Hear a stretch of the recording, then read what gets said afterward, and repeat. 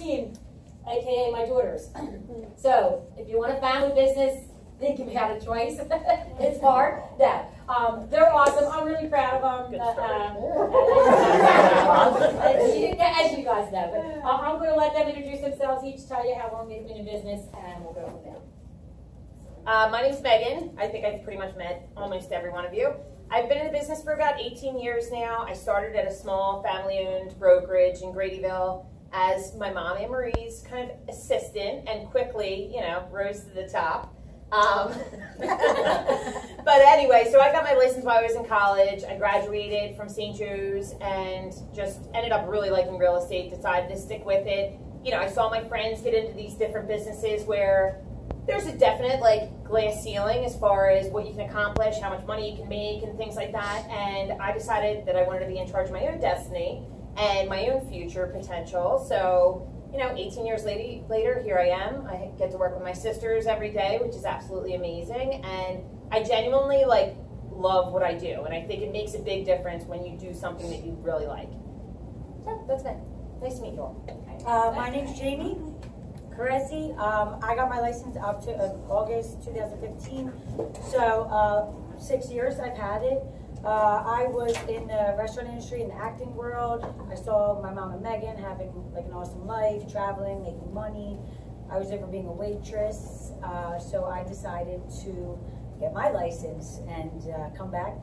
And when I moved home, everyone I knew kind of already, I was 30, so everyone that I knew here already bought their first house or had a realtor. Some of them had Megan or my mom. So I sort of got into it. I was the last one to get my license. I got into it, not like I didn't know anyone. I knew a lot of people, but everyone I knew had realtors. So it was like I was a new person coming back into a new town. But I absolutely love what I do. I think homeownership is super important. I also think wealth building is very important. And real estate has taught me that. It taught me how to get a hold of my money, get a hold of my finances. It's also taught me how to make my money work for me. So I don't always have to be running around. I mean, I do, but I don't always have to be. I've learned to now invest and buy shares in different things, buy investment properties. So I'm super grateful for my family first and foremost. Keller Williams is the only company that I know. I don't think that I'd ever be anywhere else. I absolutely love it here, and I'm grateful for all the opportunities. And I'm grateful for all the opportunities it's brought me. All right, my name is Caitlin. I'm the youngest. I got my license in April 2015. I guess I basically got it a little bit before that. My mom would volunteer me to work for basically any agent in this office. So at one point, at the same time, I was doing mailers for Pack Hill Day. I was doing stuff for Flo Bajral. I was working for Jason Gizzi, and I was working for Christina Cardone all at the same time. So I feel like that really got me involved, got me going, decided to get my license. I worked mainly, my first few years, I worked a lot with first-time home buyers. I'm still working with first-time home buyers, but you know, the past few years, now that I've been in the business for 6 years, I feel like I'm starting to get more listings, repeat buyers, repeat clients, and my main focus is getting business from family and friends, not necessarily paying for leads. And as you'll learn later in the class how I work with my leads, but definitely for me, I feel like it was the toughest because I started younger and I didn't really have friends selling houses, still don't have that many friends buying houses, but the business is growing and I love working on a family team. And I did do that in hindsight. Oh, Caitlin will do that for you. Oh, Caitlin. You still do that? It's still, actually, as a matter of fact, she definitely still does it. Hey, better Caitlin than me. Get volunteered for everything. Oh, you know, and you love every minute of it. So, anyway, I wrote down some questions because I wanted you to be prepared today. We talk about lead generation all the time in real estate, and many new agents only think of lead gen as making phone calls.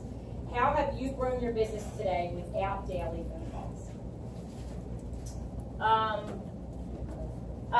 So I'm not, you know, not to go against the whole Keller Williams model, but I've never been a huge phone call person. I like checking in with people, but I've never been like a cold caller. I kind of put my effort more into networking, meeting people, and becoming kind of, my goal was like to be the person that they thought of when they think about real estate.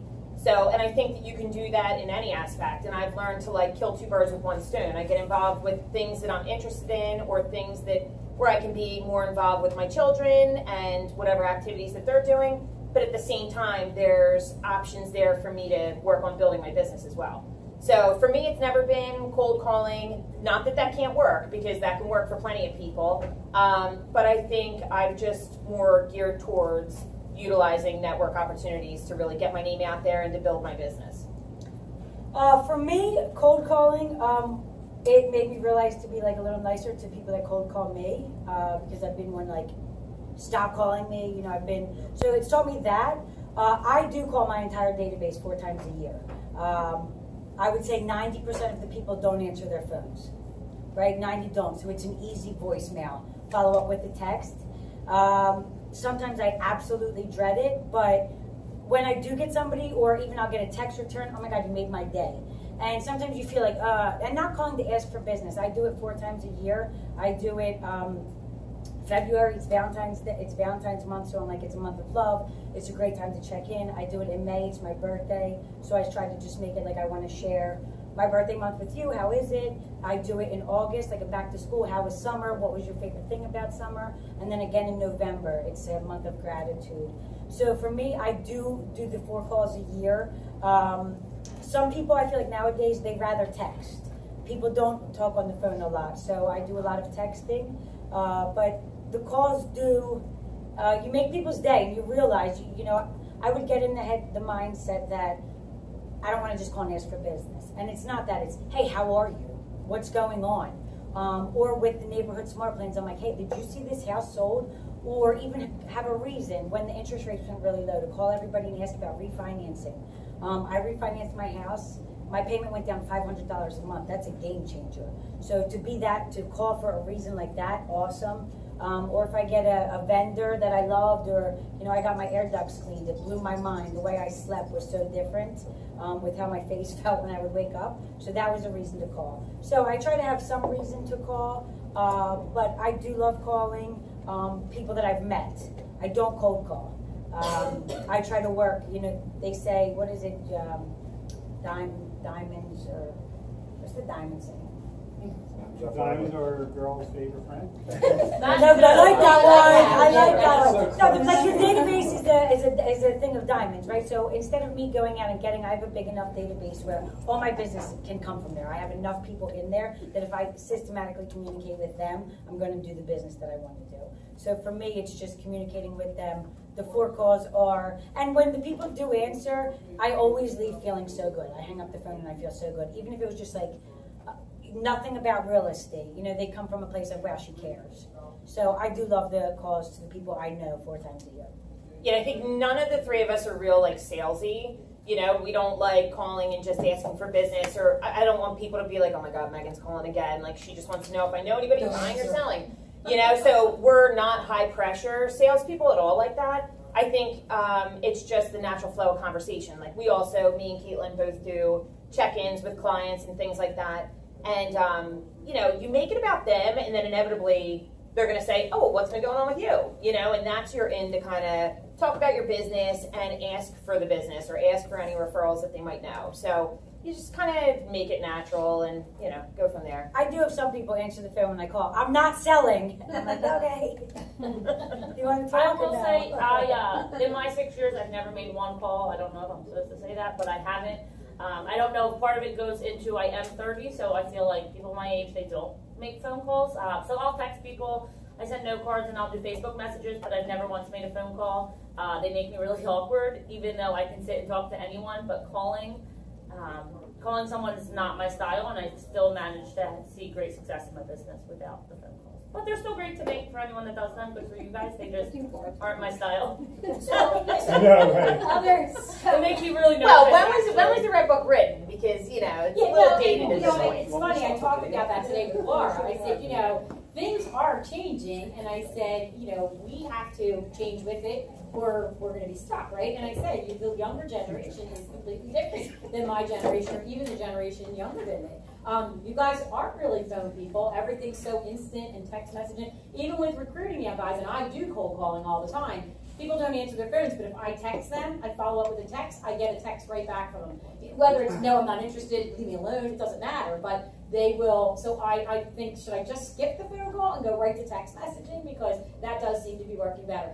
The point is, though, that none of them, they may not make the phone calls, well, they make care calls more so than lead generation calls, and which are sort of a way of lead generating, but they have other things that they do, and they do it consistently. So note cards, when's the last time you've gotten a note card, right? You have to think about that. Hey, we used to do that all the time. In my generation, you got note cards all the time. That's something that's kind of gone away. So that makes a difference to people, though, when you send a note card. So if you're consistent with that, and then that also gives you a reason. They may call you and say, I just want to, hey, Jim, thanks so much for that card. That creates a dialogue, right? And that's what lead gen is all about, creating a dialogue about real estate. And so I don't know if it was Megan or Jamie that said, when I ask them how they are, they ultimately ask you, so what's going on in your life? And they really do. It's just a natural progression of a conversation, right? And you get to say, well, we're really doing good. Our team's selling a lot of houses or whatever. Or, you know what, I'm good. I'm struggling right now, though. I've got a buyer that's looking for a house actually in your neighborhood that,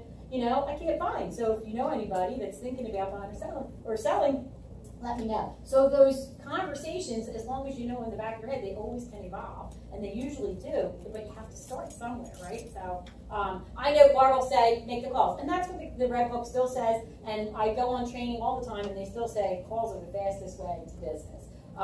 Whether it's a follow-up call, I believe in follow-up calls. I think it's, you know, that's where the money is in your follow-up calls. After you have a transaction with somebody, I just had a coaching appointment with somebody and said, you've been in the business for years now. Have you talked to the people you sold houses to 3 years ago? She goes, yes, but probably not as often as I should. Well, how often should you be talking to your past clients, guys, by the way? Jamie gave the number. I do 4 times a year. They get a home anniversary card and a birthday card every year. Yeah, so there are 4 calls, though. So if you're following up with somebody from 3 years ago, they will remember you to either give you a referral, or who knows what's changed in their lives, because God knows the world is changing rapidly, and maybe they need to move, even though it's been 3 years ago, and they're hearing from you. So, you know, that's great. So I'm not... Figure out what works for you. Lead generation is many, many things. You have to try it all out to figure out what works for you. I know Facebook messaging, all those different things seem to be working for a lot of people. Just figure out what works for you. And another thing, I put everyone in my database on the Neighborhood Nurture Smart Plan, and you can see who's looking at them. And when you see, like Megan had somebody looking at them, called them over it saying, oh, if you could get me this for my house, I would sell. When I see the same people looking every day at the houses that come up, I'm like, I call them. That's worth a call. Hey, did you see your neighbor's house? And they're like, how did you know? We're watching them look at the listings, right? So when you have it set up, you can track that. That's a great reason to call, right? You know they're hungry for some type of information. Yeah, so everybody in your database should be on a smart plan. Everyone.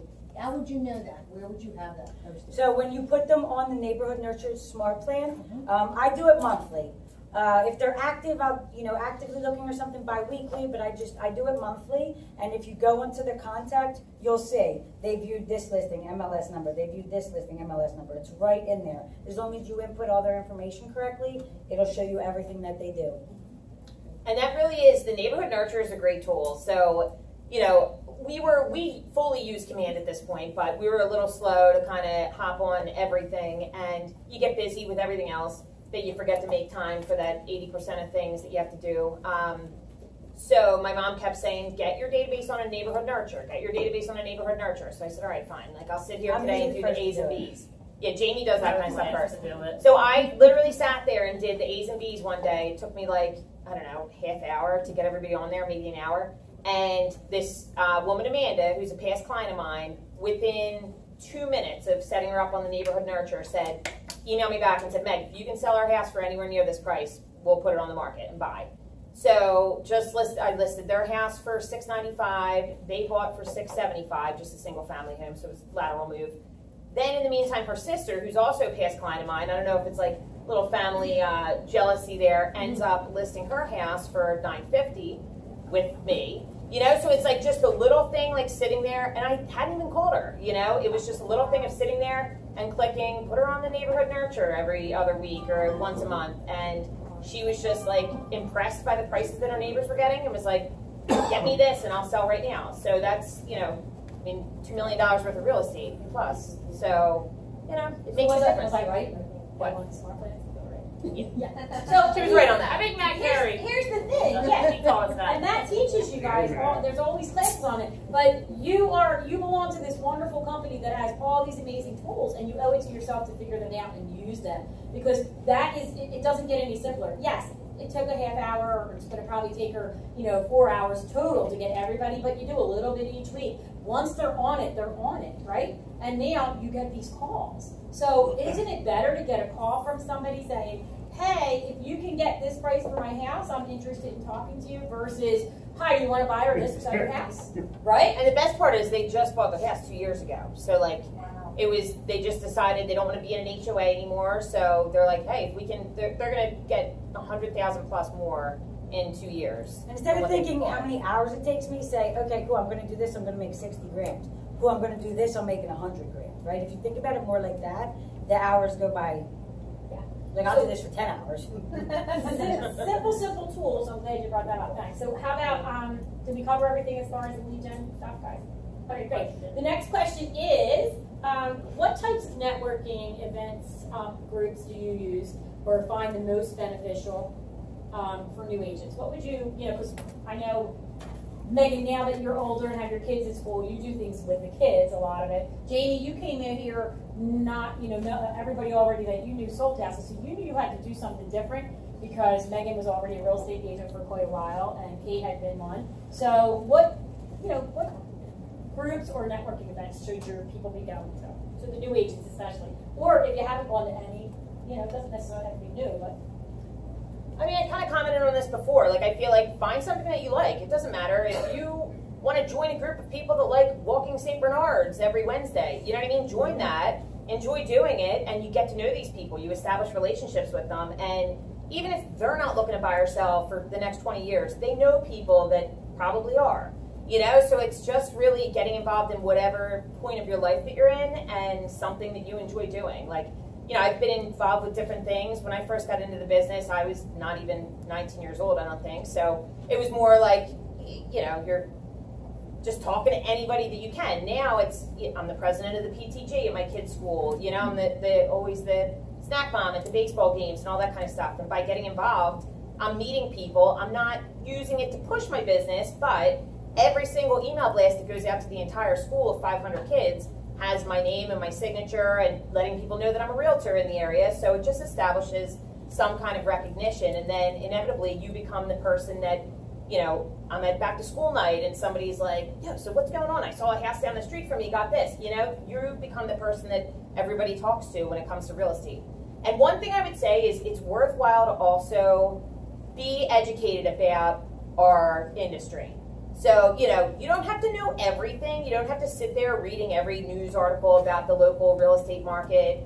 But you want to at least know how to talk about things like current interest rates and what the market's looking like as far as, are we starting to shift? Are we in a seller's or a buyer's market? What the difference is. Because when people ask you things like that, the more educated and knowledgeable that you sound, I don't care if you've never sold a house yet, it's going to make them believe in you as a real estate professional. So it just, makes you sound that much better. And sometimes it's you fake it till you make it, but the better you can do that, the more, the more professional you're going to sound to people. So, and I want people to come to me when they have questions about real estate. Now we're at the point where people come to me when they need a plumber, or an electrician, or just because they know that we really build a good business. We know a lot of people in different industries. So, it feels good when you get a call. I'm not making any money off it, but it still feels good to know that somebody trusts you enough to call and get your guidance on totally different industry professionals that they may need to utilize.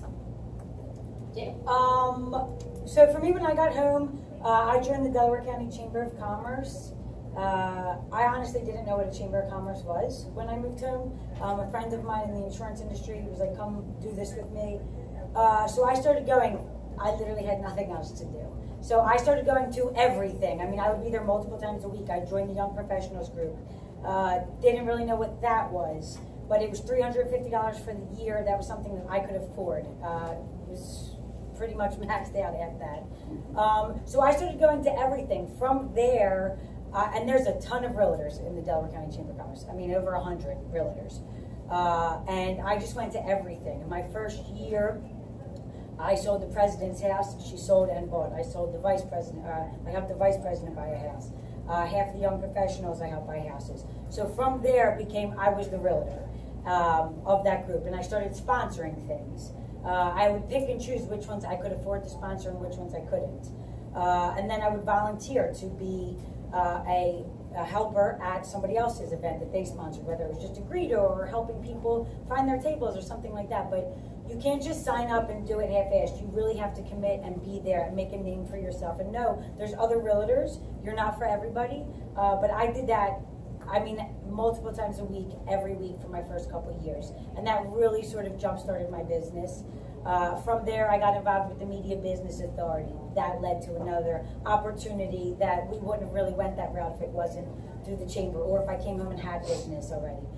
So I went that way. Now I'm a member of I'm on the board of my Lower Mensing in South Philadelphia, our civic association. So I'm involved there. And even little things, instead of like asking for business, this year with COVID and Easter Bunny pictures, right? So many people couldn't do it, the malls weren't doing it. So I had my front stoop set up and I was an Easter Bunny right there, let them post it. So it was like, what can I do to help the neighborhood or bring something of value to the neighborhood?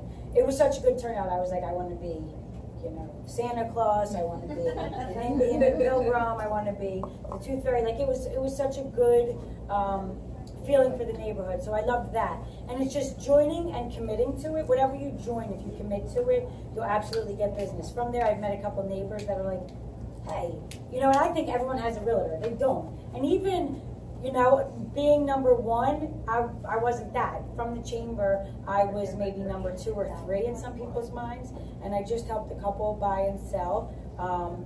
And their uncle's a realtor at Keller Williams. Well, with things that are going on with the family, they couldn't use him. So I'm not first, but I guess what, I was second mind share. So I'm cool not being your number 1 realtor. I'm cool being number 2 in your mind, you know, because sometimes it works out like that. So I would say chambers of commerce, even kickball teams, anything with children that you can do. I have cats. I don't have kids. I should probably join a cat group. So just things like that, something that you have in common. Also, talk about limoncello. Okay. Oh, and I bartended when I could own. Family friends owned limoncello in Westchester, and I bartended there. And I didn't sell real estate. I sort of sold myself. People were like, "What do you do besides this? Real estate?" And they're like, "Oh, what do you think of this, or what do you think of that?" And from there, that really built my business and my relationships with people. I still get a huge chunk of business every year from them. I still have a great referral source from there, and it was literally, some of the people, I don't even know their names, but I can tell you what they drink. But it was a thing like that, like leave an impression, make a mark, let them know who you are, what your personality is. So for me, that was a great opportunity, limoncello. So if you still are doing bartending or, you know, whatever another part-time job is that you're doing, make the most of that as well. So that was awesome for me, and the Chamber of Commerce was a game changer for me as well. I would say for me, I kind of didn't do my own networking. I would go, like Megan has, we have a sign at the baseball field, so I would wear a Kerezsi shirt or a Keller Williams hat, and in my head that was like my networking. Jamie, I would sometimes help her with her events. I know one of the questions, jumping ahead, talks about volunteering. I would say that I do more volunteering. Like I did a lot of volunteering at City Team, kind of pre-COVID. So I didn't do as many networking events. I would volunteer. So it's not like I was going out there and selling that I was a realtor and looking for business, but I would volunteer with a purpose where I might go and, like I said, wear a Kerezsi shirt or a Keller Williams hat or strike up conversation. But it was more so I was giving back, volunteering, and not going to an event in hopes of getting business. So I definitely don't do as much networking as Megan and Jamie do. I kind of just tag along with them on their networking. Which is one of the benefits of being on a team. Yeah. If that's your team thing, or even pairing up with another person in the office. Like when we do our Delco night with the Delaware County Chamber of Commerce, we're all there. All of the kids are there, the spouses, the friends. It's a whole team thing. And instead of, you know, everyone says wear your name tag. I feel like I bought all these cute rhinestone name tags when I got my license. I never wear them, but instead I wear a shirt or a hat or something that says, you know, our tagline's keeping up with the Kerezsis. So even something like that with it, we put the kids and everything, we promote them shamelessly. But something like that, to be, you know, to know we sell real estate without having to say, hey, you looking to buy, sell, invest? Yeah. And Caitlin, one of the other things I think you are very, you know, and it's more volunteer, but I noticed you put a lot together from groups of people that are selling other things. So Caitlin does like a little network thing on the computer, and many of you probably have helped. But she'll get a group of people together that sell things and do like a little party online for them. And she doesn't get anything out of it, she just promotes them. Yeah, I do a lot. Big on that. Mine's more so helping other businesses. Right. Yeah, I don't necessarily get business from all this stuff, but it's still in a sense putting my name out there, But showing even, people, that I. maybe not immediately, but then her from doing LuLaRoe and stuff. Yeah. Like she'd I got definitely. Like I used to sell tsunami of LuLaRoe years business ago from- when it first started. Got a client from that. From the VFW, I've gotten some clients who then refer me to their family. So I definitely don't do more of the networking side. I'm more so volunteer that just gets exposure and gets my name out there for sure. Yeah, so for the VFW, she did a quiz out and made $2,000 for the VFW. Do you think the big people at the VFW remember Kate's name? You know, she didn't get anything from that, and it took her a lot of time, but she did that. We had a lot of people at it, and so they think of Caitlin when they think of that because they see, hey, you did this for us. I want to use you. So, so volunteer things as well. Okay, so we good on that? The next question. Okay, so how much money do you spend on networking, or do you only network for free events? We really don't spend a lot of money. Like when we go to do our taxes, it's like frightening because we don't have a ton of write-offs. We don't spend money on leads. We do some kind of like team events. Like we do an Easter egg hunt every year. We deliver pies to all our clients from that year every Thanksgiving.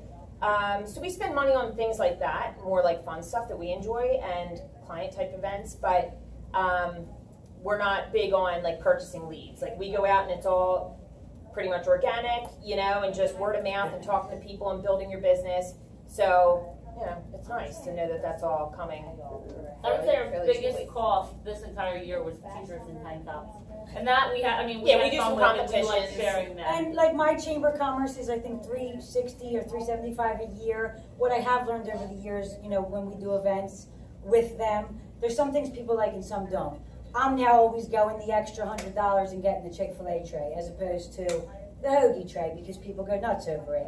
So when I go and I'll just stick our stickers on it with our, stuff. So, that's one of probably our biggest. You worked your way up to the Chick-fil-A tray. Oh, for sure. But when you first got into it was the hoagie tray. That was the nugget, nugget tray for $10. That and then it was the Mediterranean pizza from the patio. Oh yeah, that was big. Yeah. Don't automatically think that you're going to be doing the Chick-fil-A trays, but you can work hard to get there. No, I'm kidding. No, but so things like that. It's what do I do?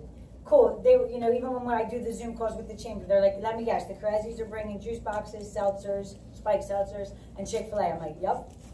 Let us know if we need anything else. But I'd say that's at $500. Sometimes we'll raffle off tickets. We invite everybody to go in our database, but they buy their own tickets. But still, we'll give out T-shirts and stuff for them to wear. But I'd say, we don't spend a ton of money on networking. It's more of, I feel like with the Chamber of Commerce, a lot of people think, cool, I paid my $360, I'm good. Like, check that off. Cool. It's nothing going to be actually showing up. There's no amount of money that's going to be better than showing up, being present, and connecting with people. All right. So talk a bit about networking versus volunteering. Are they all the same? Well, we kind of did that, but yeah, I knew that was a question. That's why I kind of jumped to that. But I do think they're very different. Where when you guys do networking events, you're making those conversations where, so when I'm volunteering, I may volunteer for 4 hours and I don't mention real estate once, or sometimes the things I volunteer with, I don't even really necessarily talk to many people, depending on what it is. So I do think they're very different, but I think you can both do them with a purpose and have success with both of them.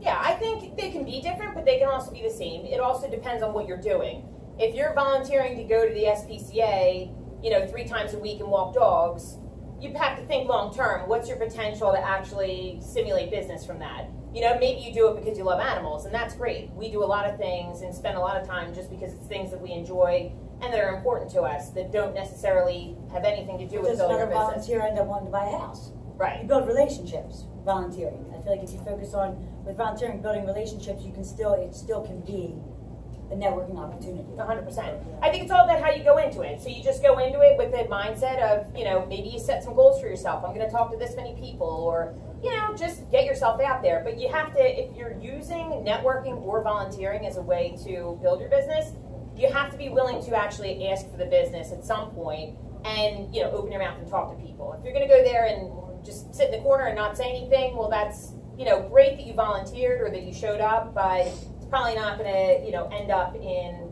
settlements or, you know, deals on the books for you. So just go into it with good intentions of what you want to get out of it. I heard Keller Williams' agent, a big agent, Rachel Adams, said, "I live here, I work here, I'm here for you." And I took that line and I sort of, that's what I go into any networking or volunteer thing with, that mindset, and that's sort of how I present myself and carry myself. I live here, I work here, I'm here for you. So anything that you do, networking or volunteering, if you have that mentality, real estate's going to come up somehow of that, because you're involved in the community, you're with people that live in your area, everybody needs a place to live. And one thing I wanted to mention, I think a couple questions ago, but one thing that I did recently, I've lived in my house for almost 13 years, but recently I started a Facebook page, like a Facebook group for my neighborhood. And let me tell you, like, people couldn't be more excited about this Facebook group. So many people were like, oh, I've wanted to do this for so long. We already had like a food truck night. We had, we did a community yard sale. So again, it hasn't stimulated like immediate business for me, but it's something that it's free. You know what I mean? It's just literally friending people that live in your neighborhood and inviting them to the page, and then you let people use it themselves. You chime in once in a while, but people know that you did it and it means something to them, and then you're involved in the events that you're planning, but nothing that costs money. It just takes time. I will say, kind of piggybacking on that, I moved to Springfield in January 2020, and my husband was born and raised there, but I wasn't really familiar. I don't really know many people in Springfield. And then 2 months later, COVID hit, so we didn't really meet our neighbors. We didn't do anything, but I live, I don't really know what section of Springfield it's considered, but we have a Facebook page, and it's called The Best Neighborhood Ever, and it has certain streets on it, and they do like block parties, they do food truck events, they'll do movie nights, they'll do like a fire pit with adults, and one day I just commented on that and I said, hey guys, I'm a little bit newer to the neighborhood, haven't met you guys due to COVID, but I am a local realtor. If there's anything I can help you with, please let me know. And a few months ago, my neighbor was like, hey, I'm actually your neighbor, I live 5 houses down, my husband relocated for work and we need to sell our house. And I said, oh great, she said, we'd love for you to be our realtor. So I was like, oh fantastic. So it was basically easy. I try to show up at the events, I try to support everything they do. Once again, going, wearing a t-shirt, letting them know that I'm a realtor, essentially. And my client, my neighbor that I just sold their house for, they just bought it a year ago. So I don't know as to why they didn't use that previous realtor, but they were from out of town, so they didn't necessarily know her anyways. But just a simple, basic posting on, the neighborhood page. So if you guys have neighborhoods and you don't have a page, like Megan did, go ahead and create one, because I do think that could definitely get you business and exposure. And another thing I'll say is, like, don't count anything out. It doesn't have to be a networking, event or a volunteer event. When I'm at my dentist, anything that you do a couple times a year, just talk to people while you're there, while you're sitting in the waiting room. I swear to God, when I'm getting my teeth cleaned and your mouth is wide open and it's so dry and my dental hygienist is in there cleaning my teeth, talks about is asking me questions about real estate. You know what I mean? And you're in that awkward position where you're like, do I talk back? Like, can I answer her right now? I just got a referral from the receptionist at my doctor's office for a neighbor of hers to sell her house. So, you just never know. And it's just simple conversation. I don't walk in like, hey, who do you know looking to buy, sell, or invest? But you just get to know people and you make it about them. You let them know that you care about them and you want to know what's going on with them, and you try to remember, that so-and-so maybe just had a baby or just got engaged. If you remember things in their life that's going on and you take the time to say, oh my God, I saw this, or I heard that, congratulations, it's going to mean a lot to them, and they're going to think of you when real estate comes up in their life. And another way is you can promote other people's businesses. For me, Valentine's Day time, I call my VIP clients and I'm like, hey, it's Valentine's Day. I'd love to make a reservation for you for Valentine's dinner. These are the dates, right? And so we do limoncello. We have one in the city. I would like one in Delco. We make the reservation on their behalf. We're not picking anything up, but at the end of it, they're either getting a piece of chocolate cake from us or a champagne toast from us. Figure it cost the restaurant $3. They split it with us, $1.50. You know what I mean? It's a great way to make sure they're getting business. Work it out at the restaurant. Is it going to be on their off time? Another thing, like I haven't done yet, but I've always thought of, at that time, do we know a lot of people that could babysit? Say, hey, date night for February. We have a list of these babysitters. We know them personally. Like, is there a date night you want to do? Offer something like that. What's a way that you can help other people grow their business at the same time? I find that to be super helpful, and people always remember that. And something about, so anyone that refers you business, we talked about note cards, and we're all really big on note cards. My sons just got note cards from Jamie in the mail yesterday, and they like loved opening them. I got one from Sam Simmons the other day, and it is just nice to get something besides a bill in the mail that's addressed to you and that somebody took the time to, and we use a program where, you know, you type it looks like handwriting, you do your signature that's just automatically on there, and they stamp it, send it, so you don't have to worry about, do I have stamps, do I have envelopes, you know, all that kind of stuff. So that does make a difference, and one thing I would say is people that are, once you all start getting referrals, or if you're getting referrals now from people, the fact that they're willing to think of you and either give out your name or give someone else your information is like worth its weight in gold. So you want to treat anyone that's referring you business like they're Better than you your know, clients. right, better than the people that they're referring you to almost, and just let them know. Like, I don't care if I even get the business, but as soon as somebody lets me know that they referred me a piece of business or gave my name out, guess what? I'm getting a card with a gift card in the mail. It could be $5 to Wawa, you know, but just something to let them know, wow, thank you so much for thinking of me. It really means a lot, and you know. Yeah, as soon as I get a referral, I send it's called AM cards, or there's also send out cards for the online card programs. So as soon as I get a referral, they have a card in the mail with a $25 Amazon gift card. Then again, when that client's under contract, as soon as we're under contract, they have another card with a cup of coffee on me. And then at settlement, again, they have another card with a larger gift. And people always call, they're like, you did not have to do that. I said, I know, but I wanted to. You did not have to give my name out, but you felt you wanted to. So I treat my referrals fantastic. And you want them to keep coming.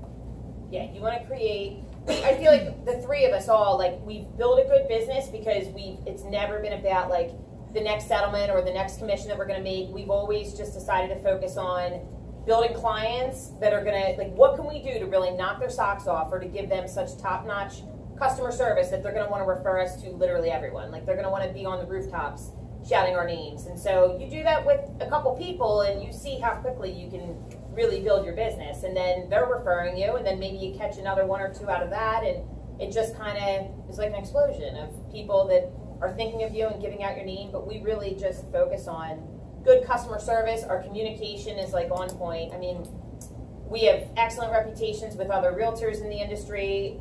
All of our clients are like, oh my God, you guys get back to us so quickly. And that's really important in this business. What's your turnaround time? If somebody leaves you a message or if the phone rings, how do you handle that? Because I get a lot of calls that I've been trying to call so-and-so and I haven't gotten them. Oh, when did you try to call? 3 days ago. And still haven't gotten back to you? That's unacceptable, guys. So what is your turnaround time? Never longer than 24 hours. I mean, hopefully it's it's never 24 hours for me. I'm just saying it's never ever longer than that. There's no way. No. If we're out of town, or you know what I mean, very rarely will it ever go to 24 hours. Hopefully it's the same day. Hopefully it's the same hour.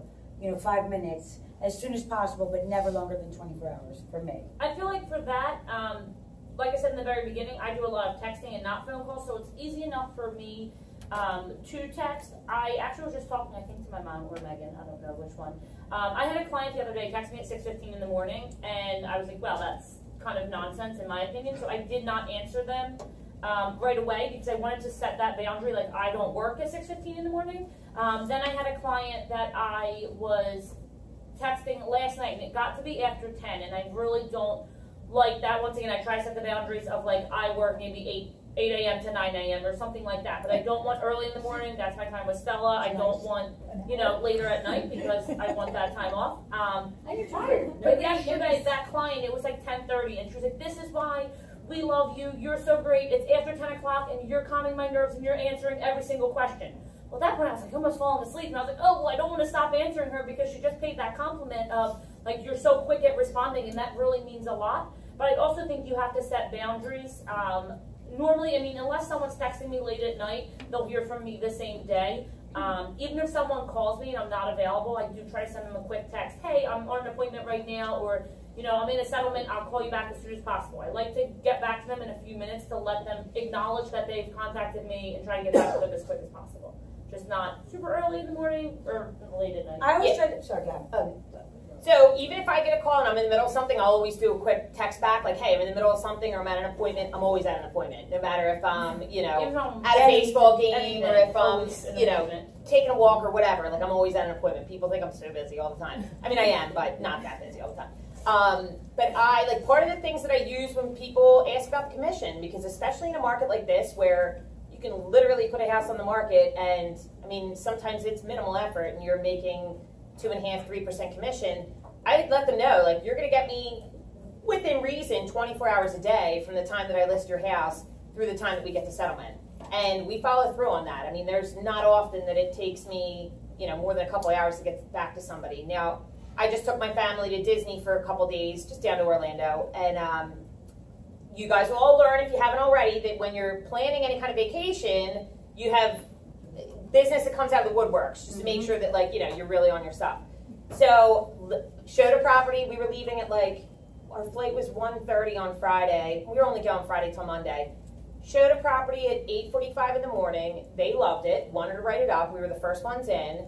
Then I had photos of a new listing at 10 o'clock and had just listed, a big listing in Newtown Square. But they wanted it that Friday because they were going away for Labor Day weekend, so I'm not going to screw up their plans, So I knew it was going to be really hectic. I explained to my kids, listen, you can give me a day and a half of being really busy and being on my phone while we're on vacation, I promise you the next few days, once I'm executed on all these deals, we're going to have the time of our lives, And then it just feels good when oh wow, I closed another deal, I'm going to make this much money off that. Most of our deals get to the table. You work with your co-op agents, you work with your clients, and the main goal is always you get to the table. So we don't have many deals that fall apart at all. And then you're just you know what, now we're going to have a freaking blast for the next 2 days. So sometimes it's give and take. There's pros and cons, just we don't clock out at 5 o'clock and we work on our vacations, and things like that. You're taking calls, but I'm not going to not answer my phone when I just listed an almost $1 million house because, I on a whim went down to Florida. Most of the time I don't even want people to know that I'm out of town. So we pick and choose what we post on Facebook because I'm I don't want people thinking, man, do these Kerezsis do anything but travel? They must have so much money that they don't even need commissions. And that's not the truth. We just we like traveling and experiences, and we work hard to be able to do that. So, yeah.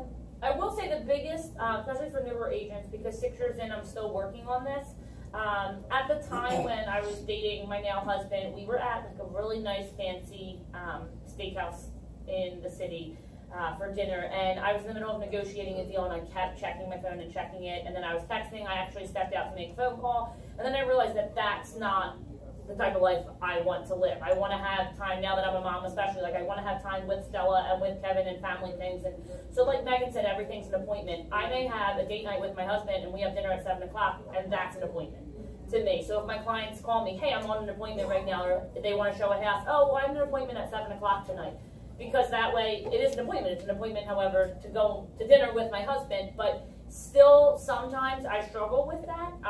And it's not fair to him. And like I said, now that, once Stella gets older, it's not necessarily fair to her. There's some things that are a little bit more urgent. Like if we have a deadline or something to meet, I may work a little bit. But I do think it's really important to make sure that you have that time for yourself. And know that an appointment can be family time, it can be my nephew's baseball game, it can be a night out with my sisters, whatever it may be. But just like Megan said, I consider everything an appointment. So that way I do have time for my family as well. And you learn how to do it. I tell my clients, you can reach out to me 24 hours a day. If you wake up in the middle of the night and you're sick about a question or a concern or something that came up on a mortgage, or you just think of something, let me know. When I sleep, my ringer's off. I'm single, no kids, so I work all the time, I feel like. So I let them know that. From there, the people that are going to, if they reach out or even send an email. I'm like, anytime. If I'm up or if I'm working in the night, I'll get back to you. And then you also realize the people that, hey, come 7 o'clock, they're drunk, they're not the nicest. We don't answer those calls. We know better. And they don't even remember the next day. I had a client that come 4 o'clock, she loved her Sauvignon Blanc and her Xanax.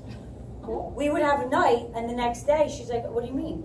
I'm like, oh, she doesn't even remember any of it. So, you get to know your clients as well, and you pick and choose. But I do let my people know, don't hesitate to reach out. If I'm awake and available, I will absolutely get back to you. If not, I'll get back to you ASAP. And the home buying and selling process is very Overwhelming. anxious and overwhelming process for a lot of people. So, I got a text from somebody at 5:30 this morning. I want to say, it didn't wake me up because I keep my phone on silent when I'm sleeping. But I woke up, got right back to them. But sometimes people think of things at different times, and it's worth the weight in gold to know that they have somebody that's there for them, and will respond as quickly as possible to kind of ease their mind. And they're not bothering us is the point. You make them known you're not bothering us. We want you to come reach out to us.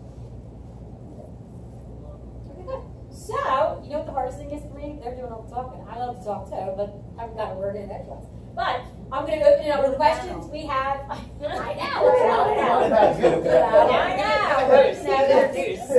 I used to be the main event, and now I'm nothing. Anyway, we got 15 minutes left, so I'm going to open it up for questions because, I'm sure they got a lot of experience. They're doing a lot of things organically, which is great when you first get started. Money can be an issue. So open it up to questions. Whatever questions you have, please feel free to ask while you have their attention. And nothing's a bad question.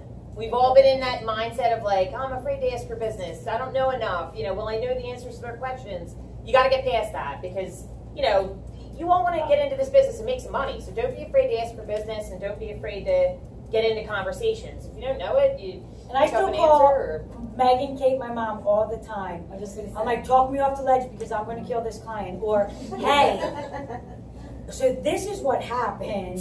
Where do I even go from here? Oh God. Yeah, make so sure you have people you could call. To reach out, Megan and Kate, we deal with things very differently. I mean, I feel like we have a lot of the similar things, but we can all deal with things very differently. So it's really important for me, especially if I'm hyped. I'm like, they're fired, and it's like, okay, well, if you fire them, you don't get paid.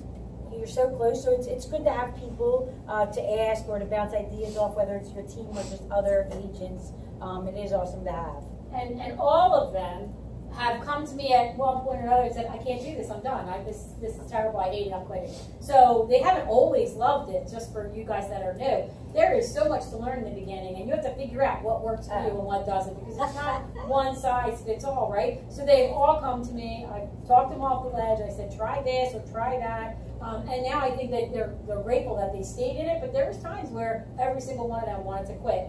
There's still times that happens. Yeah, they're still there. Yeah, some days are good days, some days are bad days with real estate. But then my mom's like, okay, so what do you want to do then? Yeah. So what are you going to do next? I'm like, oh God, I mean, I would never have a 9 to 5.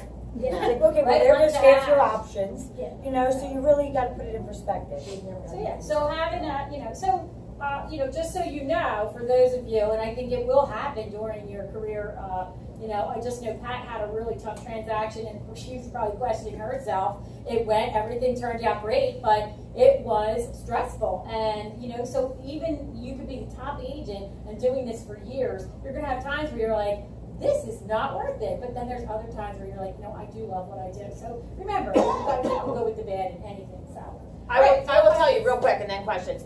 In the beginning of my business, I would call my mom if I got a bad inspection reply, or if I even got an offer that was because it wasn't this market. I mean, houses when I first got into the business could take 6 months to sell.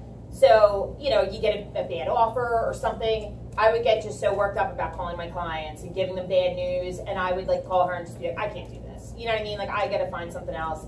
These people make me realize why a lot of times I like my pets more than I like other human beings. So. But then, at some point in the process, my mindset changed, and I started thinking, all right, instead of getting worked up and automatically being negative about, the inspection reply or, the price decrease or the offer maybe being significantly lower than your list price, I got in the mindset of, what can I do to keep this deal going and keep it afloat and get to the table? And it's amazing when you just change that in your mind from a feeling negative about something to all right, well, this sucks, but what am I going to do to deal with it and make sure that we stay on the right track? It can really change your business, and it definitely changed mine 100%. And thinking about it as, hey, everybody wants to get to the table, the buyer, the seller, the other agent, and yourself. So instead of feeling pushed, or going against, say, all right, what can we do? What can we all do? And you be that voice of reason. But I think mindset is critical. You have to, and you're going to have moments where you say that, but stop and say to myself, okay, you felt this way, now get over yourself and do your job. So, and that's what I would say to them a lot of the times. Okay, you're allowed to feel that way. Get it out, and now move on. Be the real estate agent you're supposed to be. What do you got to do? So just remember that it happens for everybody. But the longer you can say, I'm going to do this, and I can do this, the longer you'll stay in the business. So. All right, questions? You have to have some. Matt, you have a question? Who would you hire out of the three of us? Caitlin. Megan. One thing I will say, just to a lot of, especially the newer agents, don't give up. It does take a little bit of time. Like my first 2 or 3 years, I didn't really make much money. I was working at the front desk, and now I am able to solely be a full-time realtor. And some deals still are horrible. Back in December, I was working with clients that were pretty horrible clients to work with. Some of the worst buyers ever. Was working with them for over a year, was jumping through hoops for them, and I gave birth to my daughter in less than 24 hours. They called my mom and said, hey, we're going with another agent. And I was like, cool, you take full advantage of me being in the hospital and giving birth, and I was ready to, I don't even know, I was going to sabotage them in some way. I was They're actually dead now. No, actually, they called while she was in labor, and I said, Caitlin's having the baby, which they've been with her for a year. And I got Jason Gizzy to show them the house in Kenneth Square, and because they knew Kate was out of commission for a couple of days, that fast they went with somebody else. It wasn't Jason either, by the way. They went with a And so I will say, obviously, it was for the best because 6 months later they had 3 new realtors. But eventually they went and they bought a house for $600,000, and it still stings just a little bit. But the point of that is don't give up. You're going to have some really tough deals that you work for every single penny, and then you're going to have some deals that are fun and exciting, and you didn't have to work as hard for it, and you made the money. So keep going. I mean, we can all say we all have some terrible deals still. I'm a magnet for them. Yes, but yeah, so that's basically my biggest word of advice is to keep going, because some deals still are terrible, but at the end of the day, they're all worth it, and I really enjoy it. And don't take things personally, because as the realtor, you get blamed for literally everything. You get blamed for no offers, for crappy feedback, for underappraisal, No feedback, for bad inspection replies. for their roof caving in. Yeah. But, it's just, you're the person that they're going to vent to. So you just, stay true to yourself. There's been times where we're ready to fire off, like, reply text. And then it's like, we think things through. Because impulsively, you want to be like, you know what? Oh, I'll send it to my family and be like, do you think this is appropriate? And they're like, No, absolutely not. Absolutely Honestly, not. thank God for the texting now. And not Yeah. phone calls. Yeah. But you can take text the wrong way as well. Yeah, but right? you can think about it before you answer. And you can can shoot delete them it, off like so we quick do. too. Yeah. I change them a lot. Yeah. I delete them, and I'm like, once you cool down, you're like, okay. So don't ever respond to something like when you're in a fiery. I've learned not to respond right away. Just call Yeah. Megan. And that's what we all also, call. like when you're negotiating, I've always learned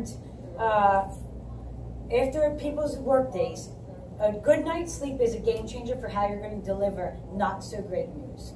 Hey, we got an offer, awesome. It's 20 grand under asking, right? So at nighttime, I've learned it's not the best. A good night's sleep in the morning, fresh, cool. It's a great time to do it. Of course, you got to figure out schedules and all with people, but as you learn and as you learn your clients, you can figure out the best time to deliver news.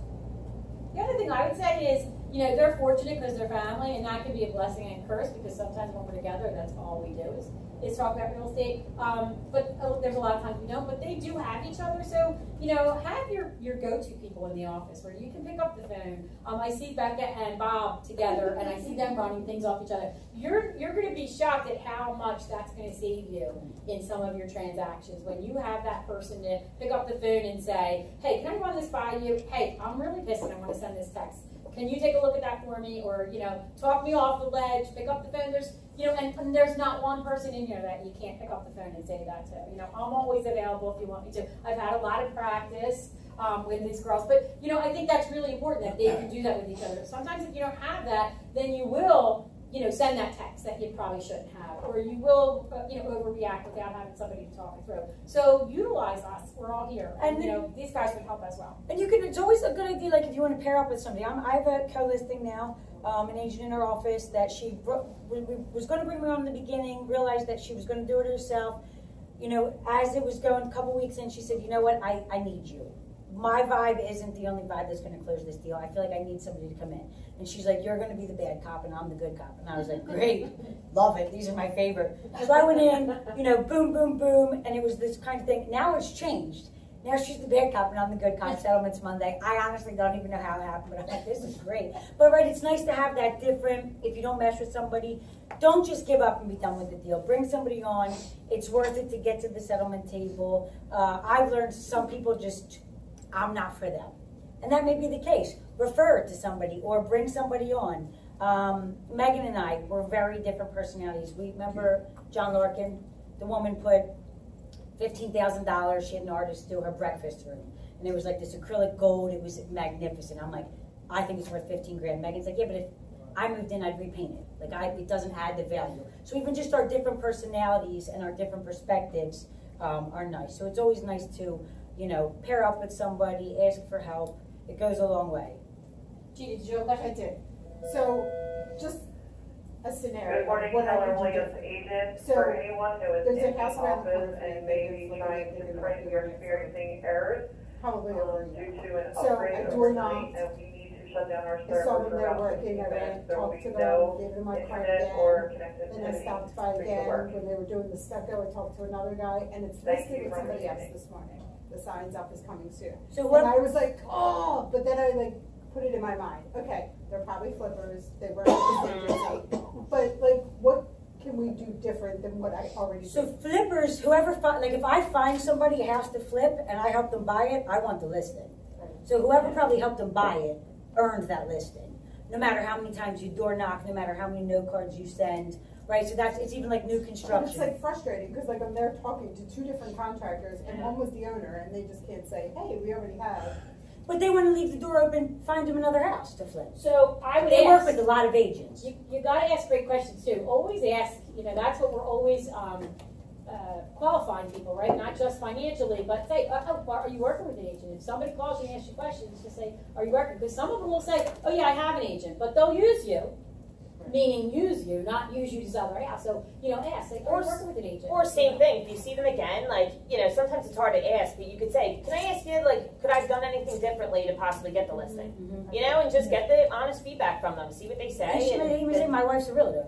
Well, then no. Right, it could be his best friend, his aunt, his uncle, like his cousin, you know, you don't know. And I used to, like, I'd go on Facebook and see, oh God, this person bought a house for that person, and I'd automatically get, like, pissed off about it and feeling like they intentionally didn't use me. But then you find out, like, oh no, it's a lifelong friend of theirs, or, you know what I mean, it's somebody in the family. So there's a lot of realtors out there, guys, and, you know, people know a lot of, I think on average, people know like 7 realtors, you know, so. We've also had people that have their relatives, they're using their relatives, and then they'll call us and be like, I can't use my relative, they're terrible, they don't call back, they haven't done anything, so then they'll use us. And just recently, we have it was a coach of Caitlin's, who I coached with in O'Hara, and he's sick, so I've been sending him cards and checking in with him. And he always said to us, I have a best friend who's been in the business, so I would love to use the Kerezsis, but, you know, I'll have to use my best friend. And we were like, we get that, we love loyalty.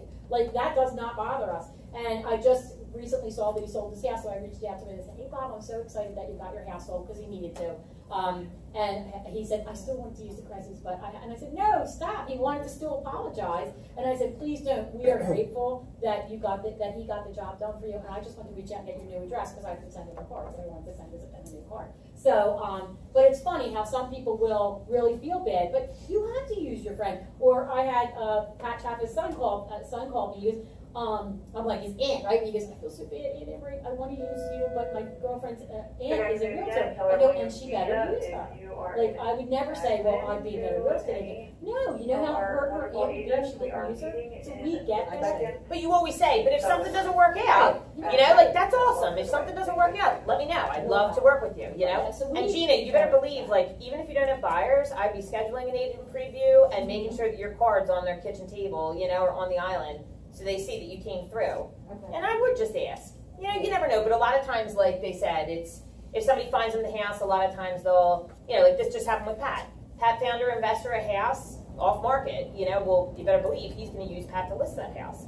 You know, no matter who stops by and talks to him. That's the understanding as well. I mean, not always though, Gina. It doesn't always happen. It doesn't always happen. Right, but but it's a lot. That's the relationship you want to have with an investor flipper. Right. That is the goal, right? If not, I mean, the house might be getting flooded before it is tomorrow. Okay, well, there's the real Jamie Kerezsi. So, but you have to think of, and yes, our feelings have been hurt, I'm sure, and you all will have your feelings hurt. There will be somebody that lives in your house, and you're going to think why. Even best friends. Right. And sometimes it's because, well, they don't want you to know everything about them financially. They're a little bit more private than you think. That they don't want to mix pleasure, their friendship with business. Or they come off as a one way, but guess what? They're actually, the finances are shit. Right? There's all different reasons. And sometimes the biggest thing that I found out when I was selling real estate was my friends didn't think I needed their business because I was always busy, and I didn't ask them for business. And so they said, one person would sell, and I didn't say anything, I was just hurt. And then the next person sold, and then by the third one, I'm like, all right, I need to say something like, I'm a real estate agent. They're like, yeah, you're always so busy. So we just didn't think you needed our business. Well, that was like a huge learning lesson for me. So make sure you let your friends and family know that you want to help them. We're coming from contribution. But that I never thought, I only was thinking my way. I never thought that they would think that like that. Because I was busy. I had 5 kids, 5 rugrats running around, and they were into everything, and I was trying to sell real estate. But guess what? I should have taken the time to let them know, hey guys, if you're thinking about buying or selling, let me know. And I didn't. So that was my fault. But I learned from it. What does your fifth daughter do that she's not in real estate? She's a special needs teacher. She's very proud of market her. shifts, we're all moving in her place. Yes, I'm very proud of her as well. She is a special needs teacher for Chester County Intermediate Unit, and we have some different battles between us. But I have to say to her, because she's like, well, they make so much money selling real estate, and I go, yeah, but you got that great pension. You'll be able to retire way earlier than they do. So I have to iron back down. You clock out, you're clocked out. I said, you have your nights and weekends off. You get to do all this with your kids. I said, there are. She can throw her phone into the ocean and not care for 2 weeks. I can't fathom what that would be like. Right. So it's funny, but yeah. So she is. She does that, and we're very proud of her as well. So yeah. Okay. Any other questions before we wrap out? It is 12 o'clock. So thank you for everything. Thanks for coming. Thank you. Yeah, don't hesitate to reach out, Facebook, email, text. Any of us, if you guys need help with anything, we're here to help. You got your